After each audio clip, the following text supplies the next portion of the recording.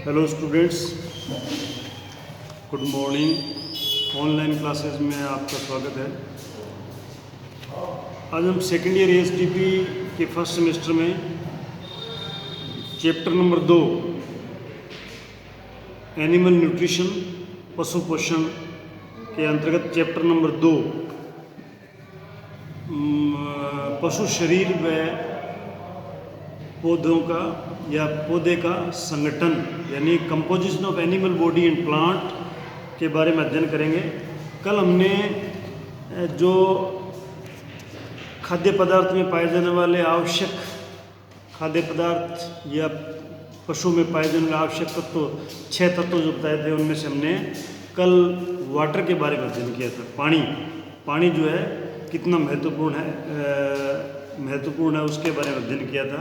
आज हम सेकंड जो इम्पोर्टेंट एलिमेंट है वो है कार्बोहाइड्रेट, उसके बारे में अध्ययन करते हैं। तो कार्बोहाइड्रेट जो है पौधों का आवश्यक तत्व है, यानी ये कार्बोहाइड्रेट जो है ये पौधों का आवश्यक तत्व है जो इसमें अधिक मात्रा में पाया जाता है, पाया जाने वाला पदार्थ है। यानी पौधों में सबसे ज़्यादा जो है कार्बोहाइड्रेट पाया जाता है। तब पशु आहार का जो अधिकांश भाग है, पशु आहार जो हम देते हैं पशुओं को आहार, उसका जो अधिकांश भाग है वही कार्बोहाइड्रेट ही होता है, वो भी कार्बोहाइड्रेट ही होता है। इसकी मात्रा जो है पौधों में ज़्यादा होती है, तब पशुओं में तो पशु शरीर में बहुत कम यानी 1% से भी कम होती है। इसकी मात्रा जो है पशु शरीर में 1% से भी कम होती है, लेकिन पौधों में ये बहुत ज़्यादा मात्रा में पाया जाता है।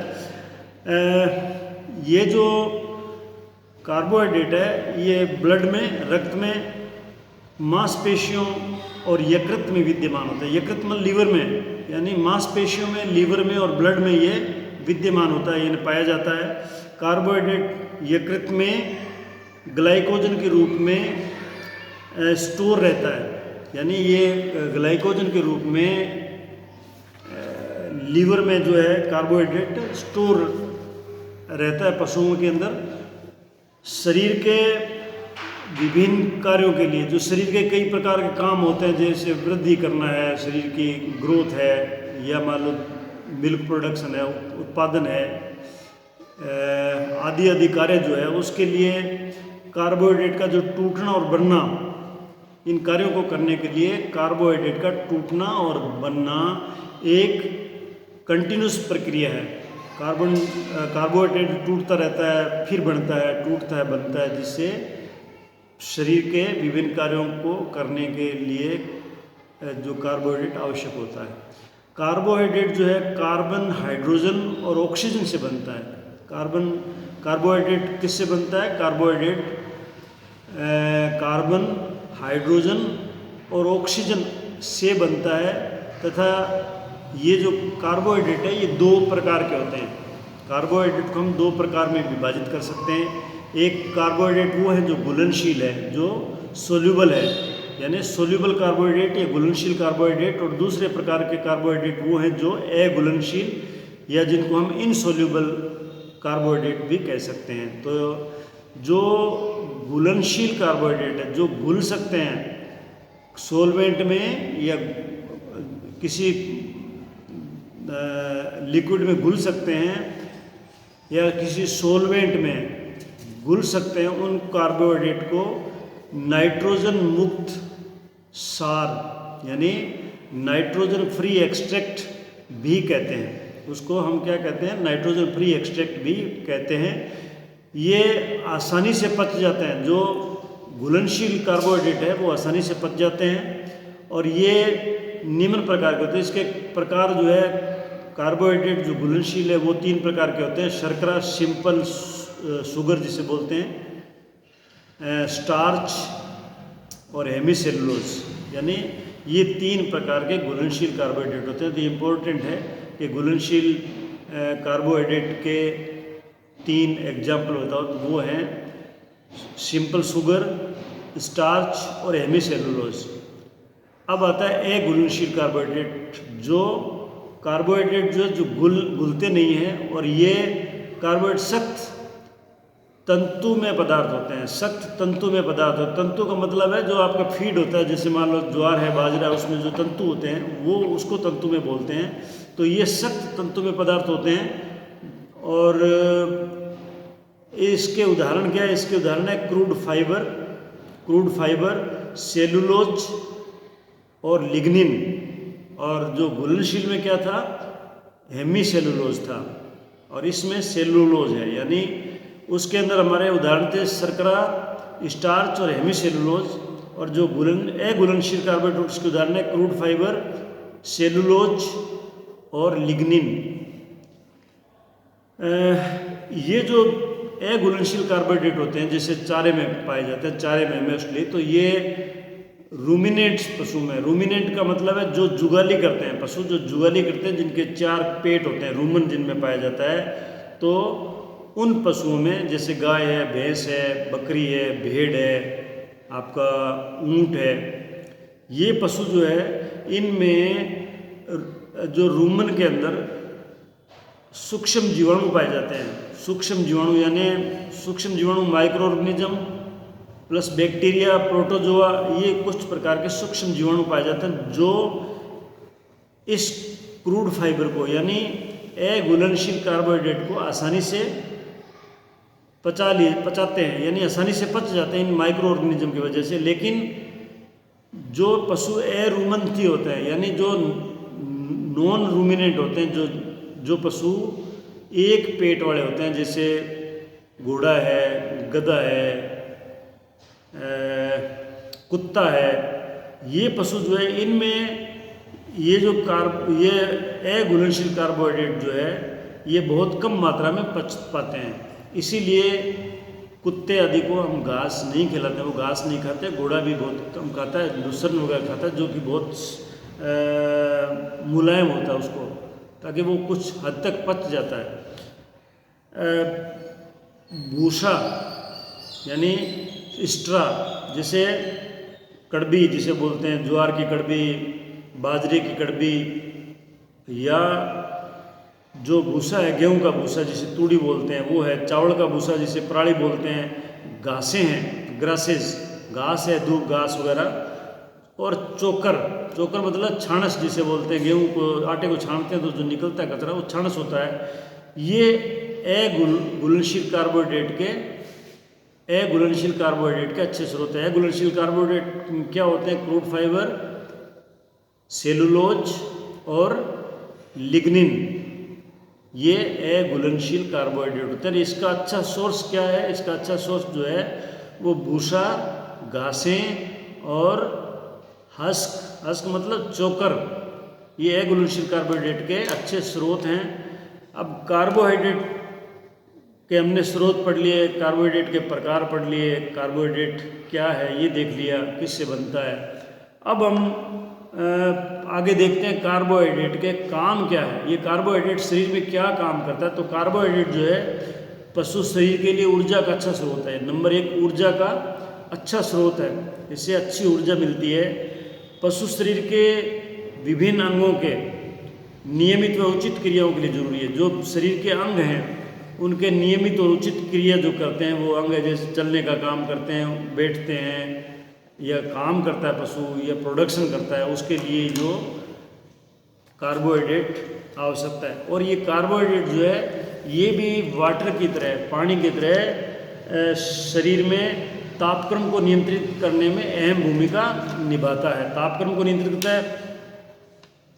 ये जो कार्बोहाइड्रेट है ये पशु के लीवर में, जानवर के लीवर में और मांसपेशियों में, लीवर और मांसपेशियों में ग्लाइकोजन और पशु स्टार्च के रूप में संग्रहित रहते हैं। यानी इनका संग्रहण जो है लीवर में और मांसपेशियों में ग्लाइकोजन और स्टार्च के रूप में होता है। आवश्यकता होने पर, जब आवश्यकता होती है इनकी, यानी कि इनकी शरीर में कमी, चारे में अगर मान लो ये कम मात्रा में पाए जाते हो, तो ये जो संग्रहित ग्लाइकोजन और स्टार्च है ये इसको ग्लूकोज में बदलकर शरीर को ऊर्जा प्रदान करने के काम करते हैं। यानी ये स्टोर है, कार्बोहाइड्रेट को स्टोर करने के ग्लाइकोजन और स्टार्च के रूप में। अब ये दूध के अंदर जो है कार्बोहाइड्रेट, दूध में दुग्ध शर्करा के रूप में या लैक्टोज, दूध की शर्करा, मिल्क लैक्टोज क्या है? शर्करा जो दूध के अंदर पाई जाने वाली शर्करा यानी शुगर जो है, मिल्क शुगर को लैक्टोज बोलते हैं। और ये जो है लैक्टोज, ये कार्बोहाइड्रेट है जो कि मिल्क शुगर के रूप में दूध के आवश्यक अवयव है तथा दूध को मीठा करता है। यानी ये दूध का एक महत्वपूर्ण भाग है। और ये लैक्टोज है, यानी दुग्ध शर्करा है जिसे कार्बोहाइड्रेट बोलते हैं, ये भी एक कार्बोहाइड्रेट का रूप है। तो ये दूध को मीठा करने के काम भी आता है। दूध में लैक्टोज के रूप में पाया जाता है। कार्बोहाइड्रेट जब शरीर में अधिक मात्रा में होता है, कार्बोहाइड्रेट जब शरीर में अधिक मात्रा में होता है तो वसा के रूप में संग्रहित कर जाते हैं, यानी उसको फैट के रूप में उसको स्टोर कर लेते हैं और शरीर के लिए भंडारित ऊर्जा काम करता है। जब शरीर में ऊर्जा की आवश्यकता होती है, मान लो 40 मिनट, तो ये जो कार्बोहाइड्रेट जो अधिक मात्रा में था, जो फैट में कन्वर्ट हो गया और स्टोर हो गया बॉडी में, वो फिर ऊर्जा के रूप में काम में आता है। ये जो है कार्बोहाइड्रेट जो है ये पाचन तंत्र जो उसमें आंतें जो है उनमें जूस को स्रावित करने में मदद करती है। जूस होता है जो भोजन को पचाने में काम आते हैं, कई प्रकार के जूस होते हैं, उनको ये जो पाचन तंत्र में आंतों के अंदर जूस को स्रावित करने में कार्बोहाइड्रेट मदद करते हैं। और ये एक भी ये क्या है, रूमन के अंदर जो पशु जुगाली करने वाले पशुओं का जो बड़ा पेट होता है रूमन, उस रूमन में जीवाणुओं और प्रोटोजोआ जो कार्बोहाइड्रेट को पचाने का काम करते हैं, क्रूड फाइबर को, उनकी वृद्धि के लिए आवश्यक वातावरण तैयार करता है। कार्बोहाइड्रेट जो है रूमन के अंदर जीवाणु और प्रोटोजोआ की वृद्धि के लिए आवश्यक वातावरण तैयार करता है। और ये छोटे पशुओं में जो कुत्ते बिल्ली आदि हैं छोटे पशु, उनमें ये कैल्शियम और फास्फोरस के अवशोषण में सहायता करते हैं। कैल्शियम फास्फोरस को अब्जॉर्ब करने में ये जो कार्बोहाइड्रेट है ये सहायता करते हैं। ये खाद्य पदार्थ के कर्माकुंचन गति का मतलब होता है खाद्य पदार्थ जो है वो डाइजेस्टिव सिस्टम में चलता है आगे, एक ऑर्गन से दूसरे ऑर्गन में आगे जो खाद्य पदार्थ चलते हैं उसको कर्माकुंचन गति बोलते हैं, यानी पेरिस्टाल्टिक मूवमेंट बोलते हैं उसको। ये उसमें कार्बोहाइड्रेट जो है मदद करते हैं। कर्माकुंचन गति में भोज्य पदार्थ के, खाद्य पदार्थ के कर्माकुंचन गति में भी मदद करते हैं। तो ये 10 काम थे कार्बोहाइड्रेट के, जो आप लोग इनको जो है इस काम को, जो 10 काम है उनको याद करें ताकि ये एग्ज़ाम में पूछे जाते हैं। अब ये हम तीसरा जो मुख्य अवयव है जो बॉडी का और प्लांट्स का, वो है प्रोटीन। तो प्रोटीन जो है ये एक जटिल नाइट्रोजनिक अकार्बनिक रासायनिक पदार्थ है। जटिल नाइट्रोजेनिक अकार्बनिक रासायनिक पदार्थ है जो विशेष रूप से कार्बन, हाइड्रोजन, ऑक्सीजन और नाइट्रोजन से मिलकर बना होता है। जो कार्बोहाइड्रेट हमारा था वो कार्बन, ऑक्सीजन, हाइड्रोजन से बना था।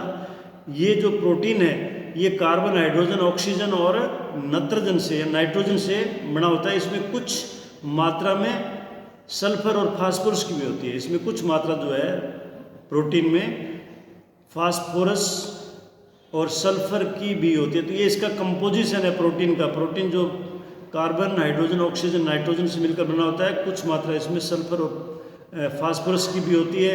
और ये जटिल नाइट्रोजनिक अकार्बनिक पदार्थ है। ये पशु और पौधों में अत्यधिक मात्रा में पाया जाने वाला नाइट्रोजन पदार्थ है। ये दोनों में ही अधिक मात्रा में पाया जाने वाला नाइट्रोजन पदार्थ है। और पौधों में कैसे पाया जाता है ये?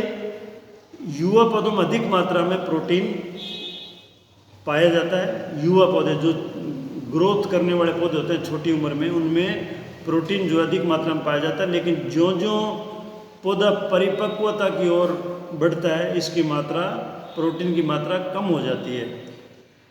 फलीदार पौधों में जिन पौधों पे फलियां लगती है, जैसे सरसों है, लुसर्न है, इनपे फलियां लगती है। तो ये फलीदार पौधों में अधिकतम पाया जाता है, यानी प्रोटीन जो है फलीदार पौधों में अधिक मात्रा में पाया जाता है, जबकि अफलीदार पौधों में जिनके फली नहीं लगती है उन पौधों में अल्प मात्रा में यानी कम मात्रा में पाया जाता है।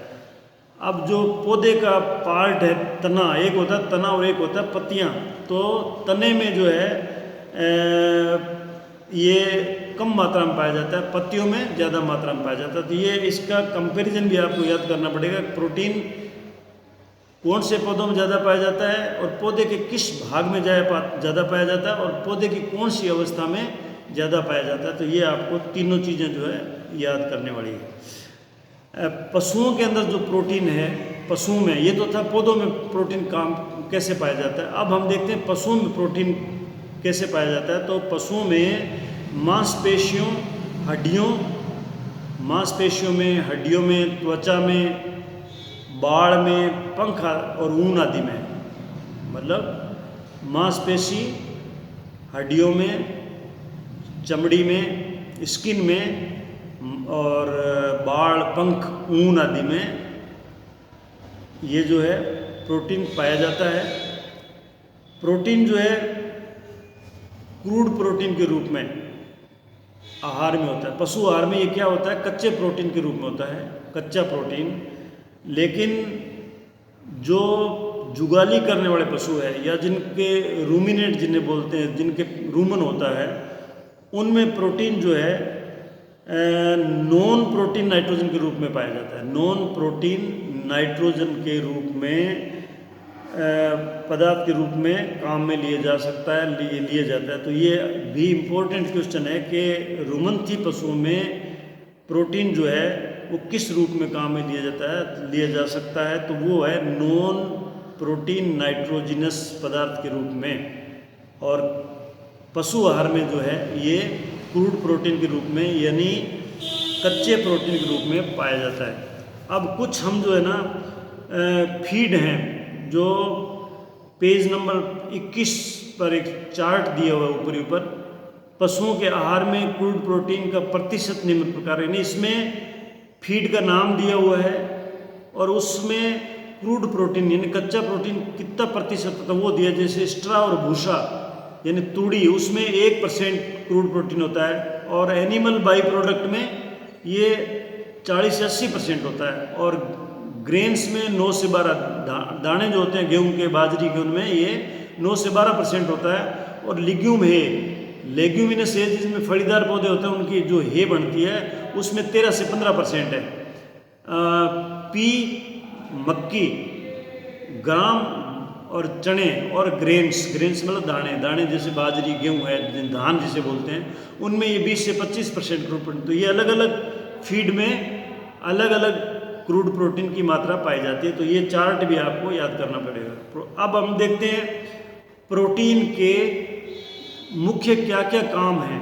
पहले हमने कार्बोहाइड्रेट के काम पढ़े थे, अब हम प्रोटीन के कार्य पढ़ेंगे। प्रोटीन जो है ये बॉडी के लिए क्या काम करता है। तो प्रोटीन जो है पशु के शरीर का 17 से 20% भाग जो है वो प्रोटीन से निर्मित होता है। यानी जो एनिमल की टोटल बॉडी है उसका 17 से 20% भाग जो है वो प्रोटीन से बना होता है। मुख्य रूप से मांसपेशियां यानी मसल्स जो है बॉडी की, वह शरीर उत्तक, शरीर के टिश्यू जो है वो, और दूध का यानी दूध का 3.6% भाग प्रोटीन होता है। यानी मांसपेशियों और शरीर के टिश्यूज और दूध का 3.6% भाग प्रोटीन होता है। ये आपको याद करने वाला है कि भाई ये बॉडी पार्ट्स में प्रोटीन कितने % होता है। प्रोटीन पशु के शरीर को नई कोशिकाओं व ऊतकों का निर्माण कर उनकी मरम्मत का कार्य करता है। यानी जब कुछ कोशिकाएं शरीर की जो है मृत हो जाती है या टूट जाती है तो उनकी जगह नई कोशिकाएं बनती है। वो कैसे बनती है, वो प्रोटीन जो है उसमें सहायता करता है। नई कोशिकाएं या टिश्यूज को बनाने में प्रोटीन मददगार होता है, जिससे कि उनकी मरम्मत का काम करता है। यानी शरीर मरम्मत होता रहता है, जो नई पुरानी कोशिकाएं नष्ट होती रहती है, नई बनती रहती है। पशु के भ्रूण व शरीर रचना यानी पशु का जो एम्ब्रियो है, एम्ब्रियोनिक स्टेज जो पशु की है, उसको उसकी उसके विकास में और शरीर रचना के विकास में, यानी शरीर के जब ऑर्गन बनते हैं भ्रूण के टाइम में या पशु के ऑर्गन्स की ग्रोथ होती है, उसके लिए जो है प्रोटीन की अहम भूमिका होती है। प्रोटीन जो है एंजाइम, हार्मोन और पाचक जूस का पशु शरीर में निर्माण करते हैं। पशु शरीर में एंजाइम, हार्मोन और पाचक जूस जिससे भोजन पचता है उनका निर्माण करते हैं। प्रोटीन जो है वो बाल, ऊन, अंडे और दुग्ध उत्पादन के लिए आवश्यक है, यानी ये जो प्रोडक्शन करते हैं बाल का, ऊन का, अंडे का और दूध का, इसके लिए प्रोटीन बहुत आवश्यक है। इसकी कमी से निम्न स्तर की ऊन प्राप्त होती है। अगर मान लो भेड़ को प्रोटीन कम मात्रा में दिया हुआ है तो उसकी ऊन की क्वालिटी निम्न प्रकार की होगी, यानी निम्न कोटि की उसकी क्वालिटी हो जाएगी। अंडे और दूध उत्पादन में कमी आ जाएगी। अगर मान लो आपने गाय को कम प्रोटीन वाली डाइट दी है तो उसका दूध उत्पादन कम हो जाएगा। अगर आपने मुर्गी को कम प्रोटीन वाला आहार दिया है तो उसके अंडे में उत्पादन में कमी आ जाएगी। प्रोटीन जो है वो शरीर के अंदर अनिवार्य एमिनो एसिड जो होते हैं, एमिनो एसिड, ये आप आगे पढ़ोगे, जब इसको आगे जब डिटेल में पढ़ेंगे तब हम पढ़ेंगे एमिनो एसिड क्या होते हैं, क्या काम आते हैं। तो ये शरीर में इसेंशियल एमिनो एसिड के उत्पादन निर्माण के लिए भी प्रोटीन आवश्यक होता है। प्रोटीन जो है वो शरीर में एंटीजन और एंटीबॉडी निर्माण में सहायक होते हैं। एंटीजन एंटीबॉडी का पढ़ोगे, जो एंटीबॉडी वो है जो शरीर में बीमारियों से लड़ने के लिए जरूरी होते हैं। एंटीबॉडी जो ज़्यादातर कोलोस्ट्रम से, खींच से मिलता है पशु को। तो प्रोटीन शरीर में एंटीजन और एंटीबॉडी के निर्माण में सहायक होते हैं। उसके अलावा प्रोटीन जो शरीर में ऊर्जा का स्रोत है, ये प्रोटीन जो है ये भी ऊर्जा का स्रोत है, एनर्जी का स्रोत है। ये शरीर में अम्ल और क्षार का संतुलन बनाए रखने में मदद करते हैं। एसिडिक और बेसिक, यानी अम्लीय और क्षारीय जो पीएच है उसको मेंटेन करने का काम जो है वो प्रोटीन करता है। तो ये आज हमने कार्बोहाइड्रेट और प्रोटीन तत्वों के बारे में पढ़ा। कल हम आगे जो वसा, मिनरल्स और विटामिन्स के बारे में अध्ययन करेंगे। धन्यवाद।